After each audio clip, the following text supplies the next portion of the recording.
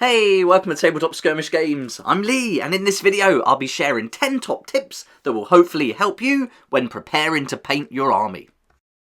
After building a few armies now from 1,000 points up to 6,000 points, I've picked up a few things along the way that I'll be sharing with you in this video, and you'll be able to apply these tips to any game system.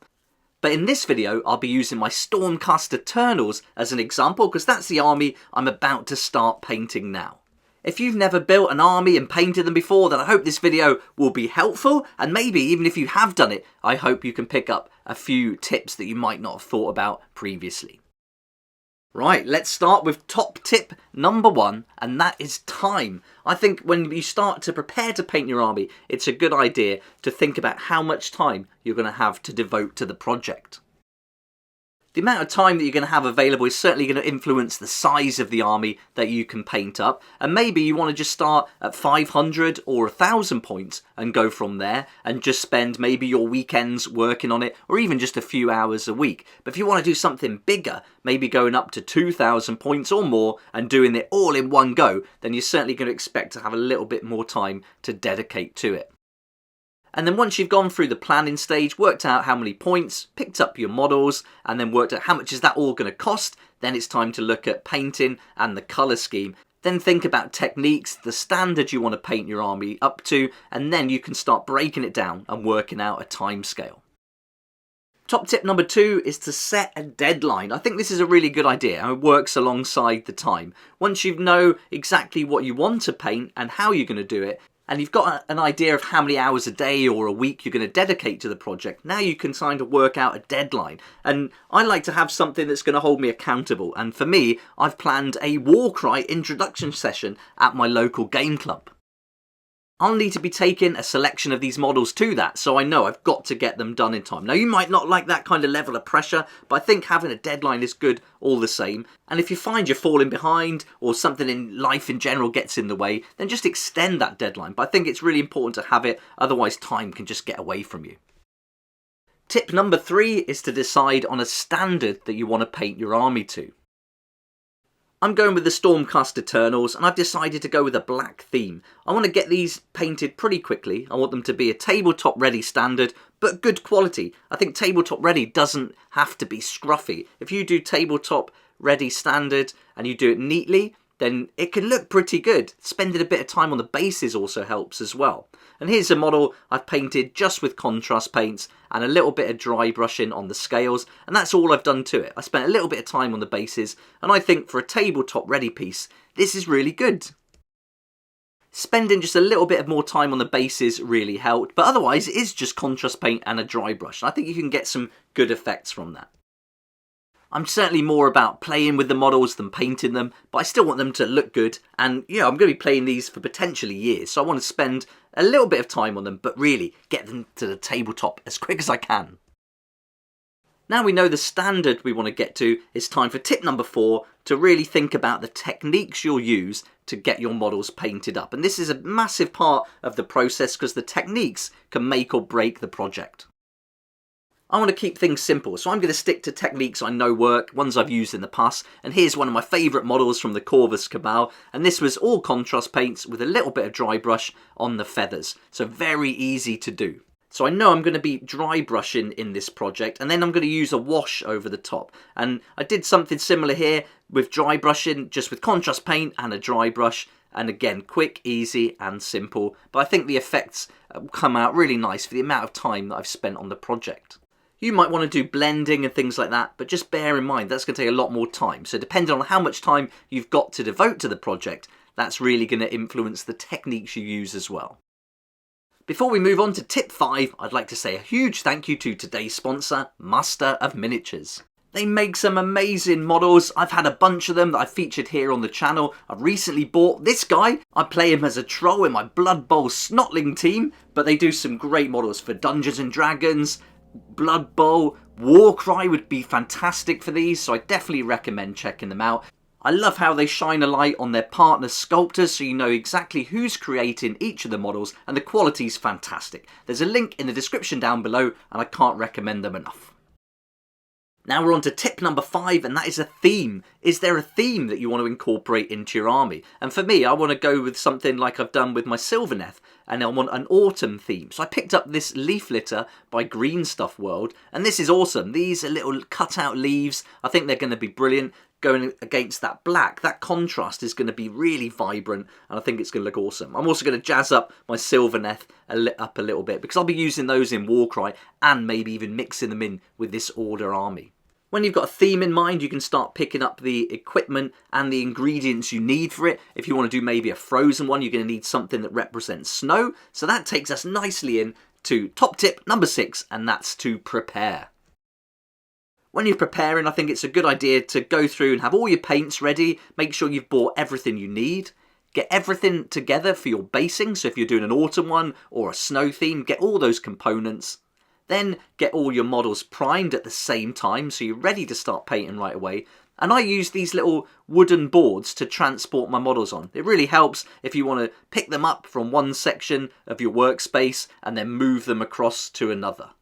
Preparing your work area is important as well. Make sure you've got a nice clear area to put your models, and if you're going to be carrying this project out over weeks, then make sure you've got somewhere to keep them safe in between. But I like to leave them out because that encourages me to keep going back and getting on with them. Tip number 7 is to batch paint. Now if you're in a hurry like I am to get playing with these, then you're certainly going to want to do them in batches. I'm going to just work my way through all of these. I made a mistake on my Cadians where I did 60 models at once, and I kind of burnt myself out. That was a lot, but I think with these it's going to be a lot different. Not so many different stages, and with the dry brushing method it's going to help a lot. So yeah, going through and doing the batch painting is great if you want to do them quicker, but of course if you've got more time or you want to paint them to a higher standard, then batch painting's probably not for you. But if you're like me and want to just play with your models, then batch painting really helps speed up the process. Now we're on to tip number 8, and this is basing. I really like basing the models. It's one of my favourite part of the hobby actually. It's really good fun, and I find if you spend a little bit of time on this, you can really get some nice effects. But you can also speed it up. And I've done something here. I've took all the little tiny rocks that I'm going to use, and I've sprayed them all with a primer. I haven't done them on every side because I'll be gluing one side down, but they're now ready to be glued to the base. I also took my skulls here, the Citadel skull pack, and I've just sprayed them while they're on the sprue, and that saves a load of time. So I can snip them off, and then all I've got to do is paint a little dot with a base paint over the hole where I trim it away from the sprue. As I talked in the preparation stage, getting everything ready into hand that you need for the project is a great idea, and I've got some flocking here that I'm going to use. This is kind of dark green, almost black, which is going to work nicely amongst these autumn leaf litter. I've got my thick mud, this acrylic from Vallejo. This stuff's amazing. I've done loads of videos on the channel for that. And I've got some sticks from my local woods that I've snapped up and dried in the oven. And I want some thinner ones, so I got these today, which I'll be cutting down, snipping them into little tiny logs, and then drying those out in the oven as well. And so I've got everything I need to hand ready to start basing. When I've made bases in the past, sometimes I've put all the components on the bases and then primed them all. I've also made the bases separately, like with my Space Wolves, and then added the models. But in this case, I'm going to get these painted up, add the painted rocks and the skulls, glue them in place, then use contrast paint with grey and skeleton horde to paint them. Then, once I've done that, I'm going to add the thick mud and then the flocking and the leaves, and that's done. Really quick. Really easy, but spraying those skulls and rocks beforehand is going to save a load of time. Now we're on to tip number 9, and this is to do a test model. So once you've got an idea of the recipe and the technique you want to use, it's a good idea to try one out. So I've took one of the models here and I've done all the dry brushing I want to do on this, and then I've gone over it with a wash. So this is going to be the base colour for my black, and it's almost got a green tint to it, and so that's going to be the base, and then I'll go over it with all the details. Now I've tried some different dry brushing, but I've decided to go with Dark Reaper and then Celestra Grey, and then a very, very light white just on the uppermost edges. That's a nice simple recipe, 3 paints, good to go. Then once I've done that and that's dried, I'll add a thin, even layer of Coilia Green Shade, and this is going to give it that green look to it. And so I like that, and I think that's going to work well with some of the other colours that we'll see in a moment. Then for the skin, I'm just going to paint the head and the hair white, use Agorist Dunes for the hair, Guilliman Flesh for the face, and then just do a little dry brush over the top. Then I've got this colour, the Screamer pink base paint. I really like this. I think that's going to stand out really well against that black with the green tint. And you can see on the base I've put some different samples of gold because I want to be featuring gold in it quite a lot in different places. And so I've decided to go for Balthasar gold as the base, and then I'll do a highlight over that using base Rune Lord brass. So those are the two that I think. I don't want it too bling, but I think that'll work nicely. Then lead belcher for the blade, and then I'll just make that a bit brighter using the Stormhost silver, really bright silver, to finish it off. And so I'm going to keep it nice and simple like that, but using those colours to bring out all the details, I think is going to make up for doing the dry brush effect really quickly. And finally, top tip number 10 is to have fun and enjoy the process. It's great fun planning and painting an army, but the best part is when you get to play them. So having that goal in mind of getting them on the tabletop by a certain date and then playing them in a game, I think is really important, but don't put too much pressure on yourself and spoil the experience. I hope you found this video helpful. I'd love to hear what you're working on at the moment. Let me know in the comments section down below. It'd be great to hear what you're up to, and also any top tips you've got to share with the community. That would be brilliant. I'll be bringing more videos for my Stormcast Eternals as I get them painted over the next few days. Thanks so much for watching the video, and if you did like it, please hit the like button, subscribe for more videos like this one, and I look forward to seeing you here next time on Tabletop Skirmish Games. I'd like to say a huge thank you to my Patreon supporters for helping me keep going with these daily videos. Couldn't do this without you, and I really appreciate your support. If you'd like to support the channel and find out more, there's a link in the description down below.